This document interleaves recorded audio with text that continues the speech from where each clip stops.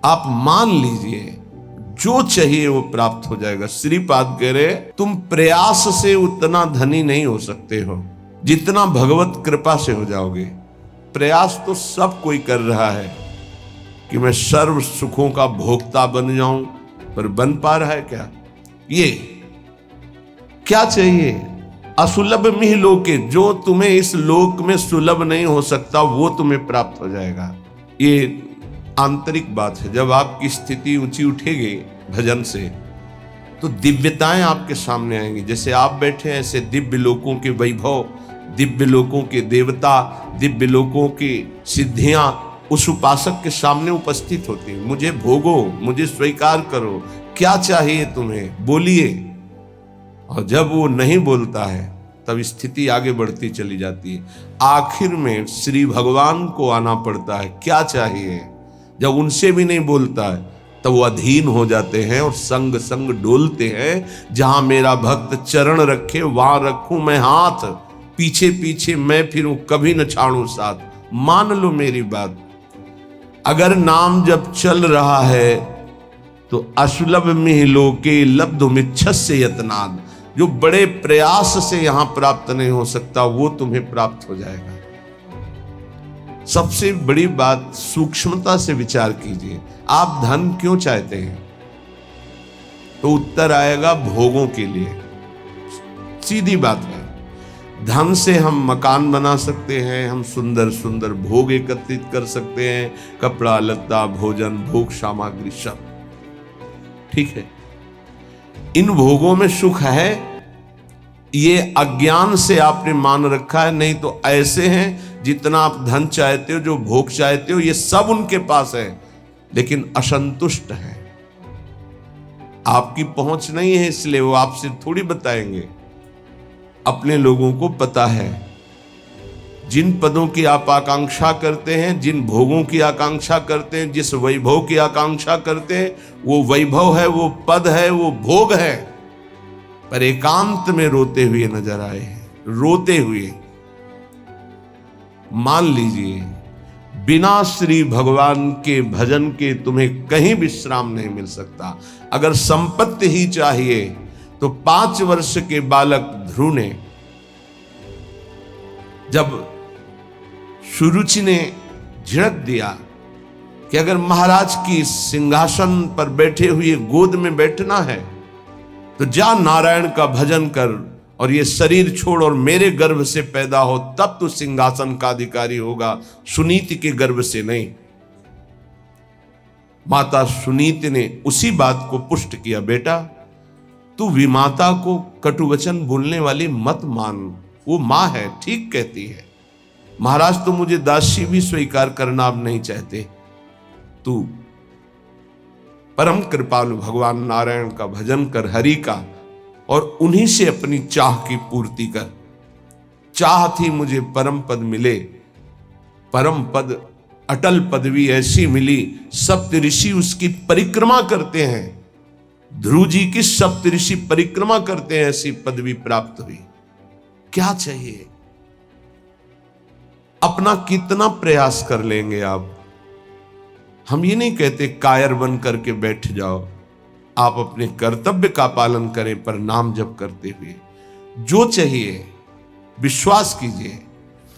अगर भगवान का भजन करते हुए तुम भगवत प्राप्ति नहीं कर पाते, भ्रष्ट हो जाते हो, तो श्रीमान कुलवानों के यहां तुम्हारा अगला जन्म होगा, परम पावन, जहां वैभव ही वैभव है। जिन भोगों में तुम भ्रष्ट हुए हो उस भोगों की बाहुल्यता होगी, और भक्ति के संस्कार उन भोगों से वैराग्य दिलाकर अगला जन्म भगवत प्राप्ति करा ही देगा पक्का।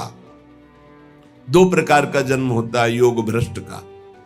यदि वो भोगों में भ्रष्ट हुआ है तो भोग की बाहुल्यता और भक्ति संपन्न घरों में जन्म होगा, और यदि वो वैराग्य की चूक हो गई है तो अगला जन्म उसको सीधे ऐसे गृहस्थों के यहां होगा जो अकिंचन वैरागी और भगवत भक्त होंगे, जहां जन्म से वैराग्य के संस्कार और फिर भगवत तत्व का बोध, भगवत प्राप्ति। घाटा तो है ही नहीं। थोड़ा भी नाम जप किया तो दुर्गति से बचाकर सदगति में लगा देगा। जो चाहिए वो प्राप्त, विश्वास कीजिए। पर किसान भी खेती बोता है तो इंतजार करता है, सुरक्षा करता है, सींचता है, निकालता है, तब वो जाकर के कहीं फसल प्राप्त करता है। ऐसा नहीं कि दूसरे तीसरे दिन उसे फसल मिल जाती है।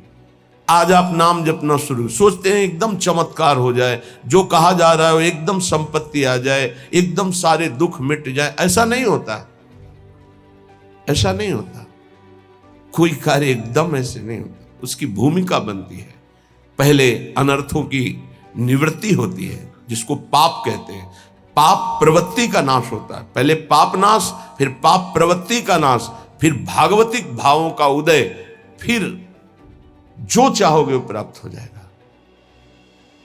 विपुल धन स्त्री पुत्र गे हो तमादि, उत्तम स्त्री उत्तम पुत्र उत्तम धन जो चाहिए मिल जाएगा। भगवान ने कहा है आर्त, अर्थार्थी, जिज्ञासु, ज्ञानी, 4 प्रकार के भगत होते हैं। एक संकट निवृत्ति के लिए, एक धन प्राप्ति के लिए। धन भी चाहिए तो श्री हरि का भजन करो और अपने कर्तव्य का पालन करो, और जैसे तुम्हें वो रख रहे हैं वैसे राजी रहो।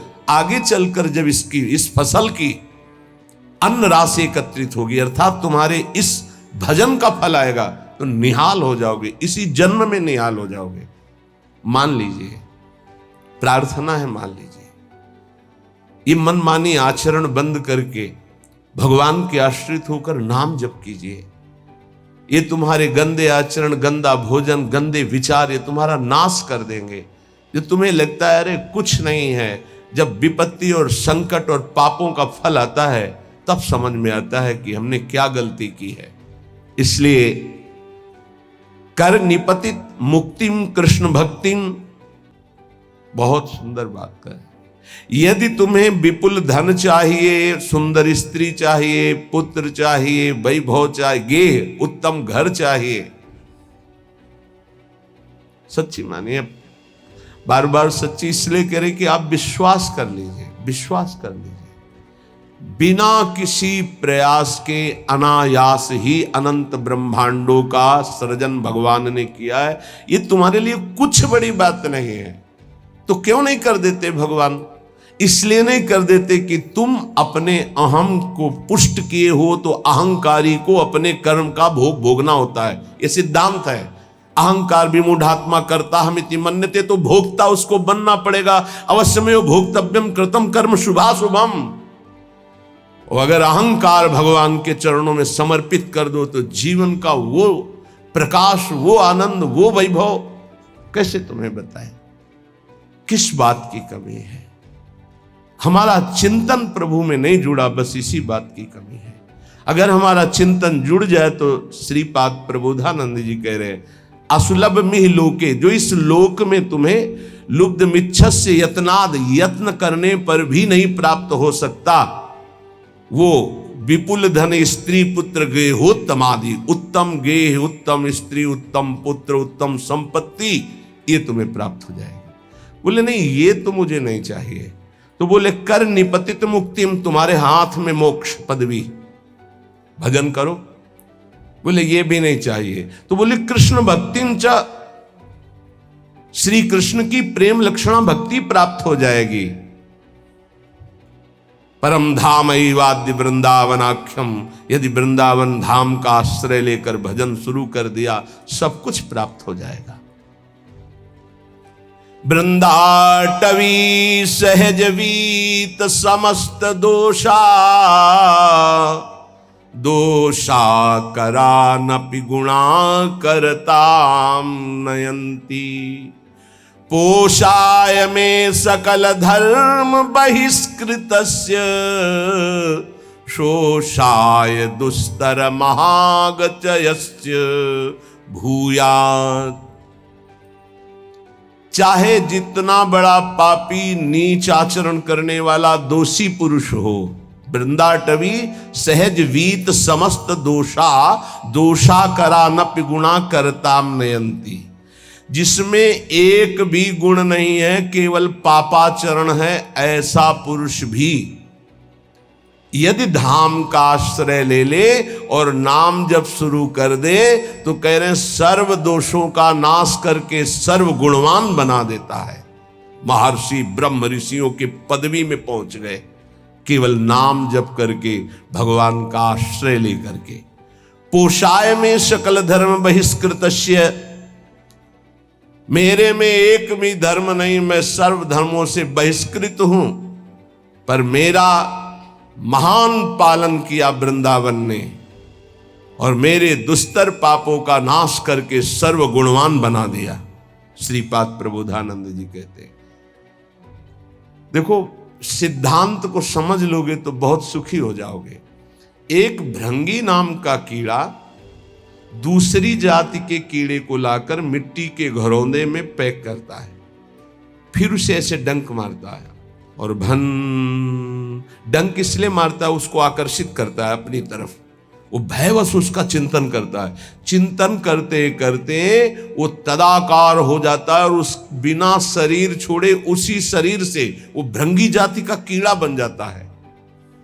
और जब हम प्रभु की शरण में होकर प्रभु का प्रेम से भजन करते हैं तो हम भगवत स्वरूप नहीं हो जाते।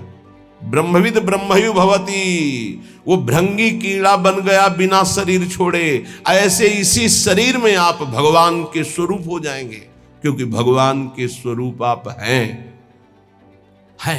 अपने को भूल करके शरीर भाव को प्राप्त होकर आपकी दुर्गति हो रही है। इसलिए वृंदाटवी बहुभवीय सुपुण्य पुंजान नेत्रातिथिर्भवति यस्य महामहिम्नः। आहा,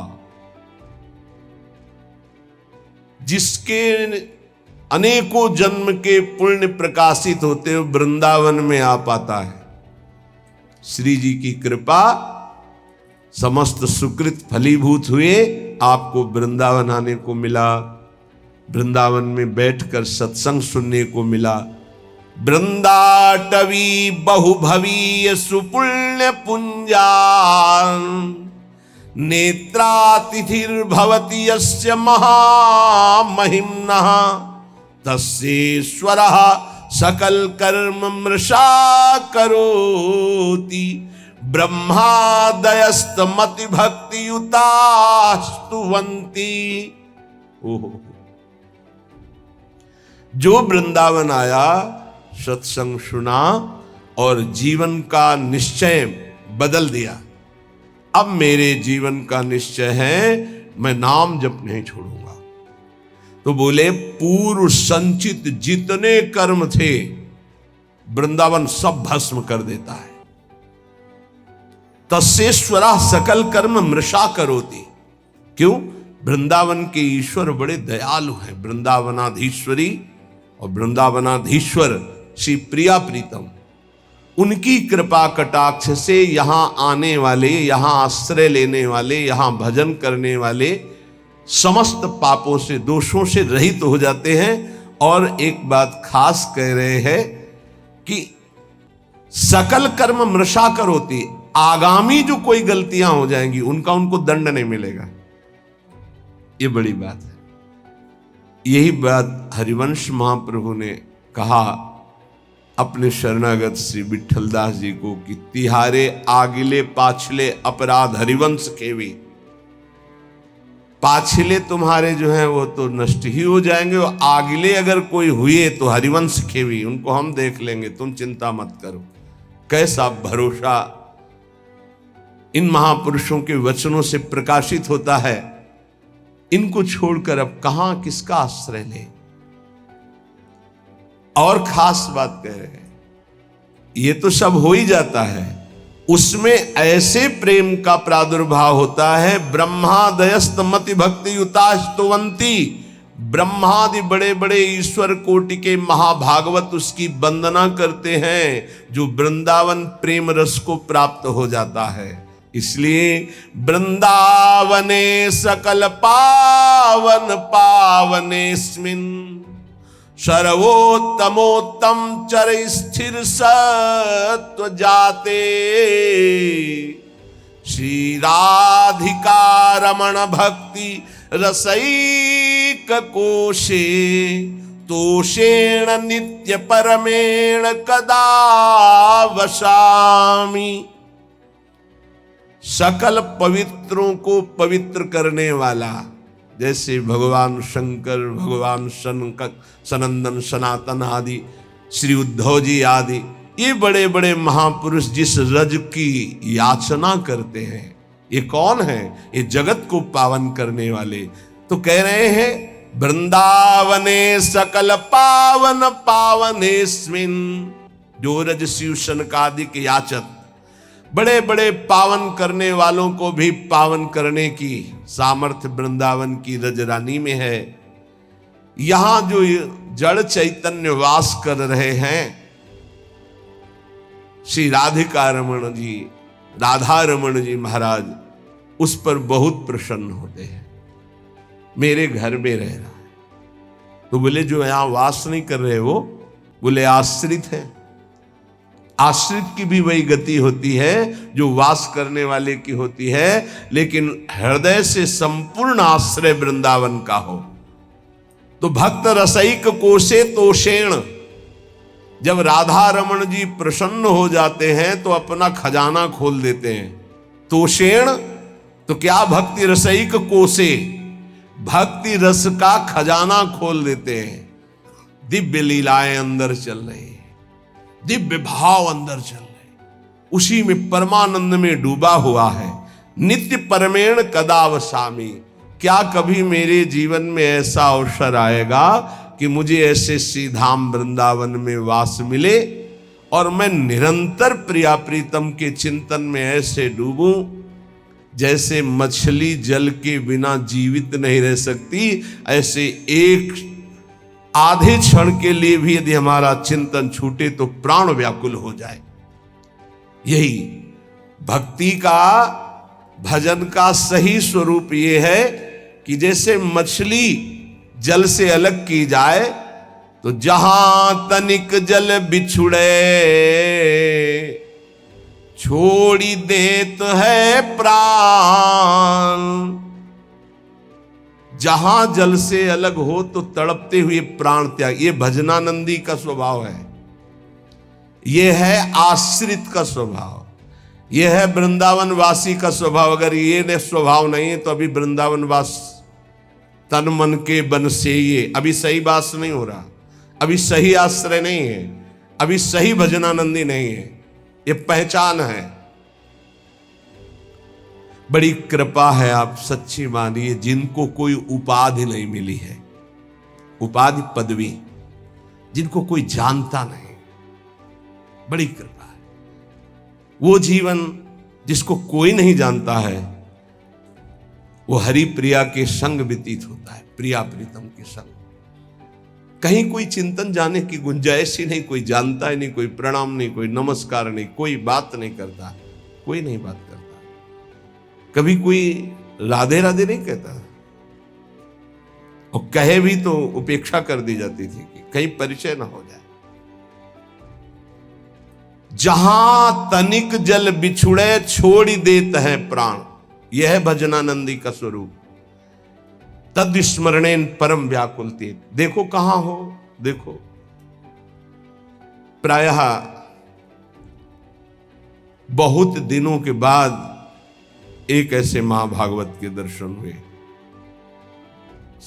सबकी चरण वंदना, लेकिन ऐसी स्थिति कि जहां तनिक जल बिछुड़े छोड़ देते हैं प्राण, एक महाभागवत के बहुत दिनों बाद दर्शन हुए जो महाराष्ट्र से पधारे थे।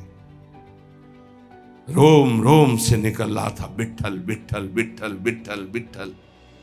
ऐसी महान स्थिति आज हमारे ऊपर प्रिया जो प्रसन्न हुई, ऐसे महाभागवत का साक्षात्कार करा दिया। पर जानते हो, एक साधारण पतली धोती, एक साधारण कुर्ता और ऐसे छुपे हुए वेश में कि कोई ये ही नहीं कह सकता कि ये संत है, लेकिन ऐसी ऊंची स्थिति नाम की, पूछो मत। ये कोई उपाधि नहीं, कोई परिचय नहीं और कोई सम्मान की प्रियता नहीं, ऐसे बैठे हुए, कोई आदर नहीं। जब दृष्टि में दृष्टि मिली तब लगा अरे कितनी उच्च कोटि की अवस्था इनकी अध्यात्म की है। नेत्र तरसते हैं भजनानंदी और ब्रह्मबोध संपन्न महापुरुष के दर्शन के लिए। सच्ची माने ये उपाधियां तो बहुत है, उपद्रव कराने वाली बहुत उपाधियां हैं। उपाधि रहित महापुरुष, खास बात है, उपाधि रहित महापुरुष, देहाध्यास रहित महापुरुष, भगवत चिंतन में डूबा हुआ महापुरुष, तत्वबोध महापुरुष, ये अंगुलियों में गिने जा सकते हैं, ये सैकड़ों की संख्याओं में नहीं होते। छोड़ी देत है प्राण जहां जल से बिलगावे। अगर मछली को जल से अलग करो तो प्राण त्याग देती है, ऐसे ही भजन के जरा से विस्मरण के आभास में उनको ऐसा लगता है कि मेरे प्राण निकल जाएंगे, भजन छूट गया क्या। अगर मछली को पानी से निकालकर शुद्ध गाय के दूध में, अब दही में, या सुंदर घी में, या सुंदर रबड़ी में डाल दो तो बचेगी क्या? प्राण त्याग देगी। केवल जल, ऐसे ऐसे भजनानंदी देई दूध में डारी रहे ना प्राण गवावे। अगर दूध में डाल दे तो रहे ना, वो अपने प्राण त्याग देगी, क्योंकि पानी से प्रेम करती मछली। तो जाको वही आहार ताही को काले दीजे, रहे न कोटि उपाय और सुख नाना कीजे। बोले जिसका जो आहार है वो उसी की प्राप्ति में जीवित रहेगा, अन्यथा प्राण त्याग देगा। ध्यान दीजिए, भजनानंदी का आहार है नाम जप। अगर नाम जप छूटा तो प्राण त्याग देगा, जीवित नहीं रह सकता।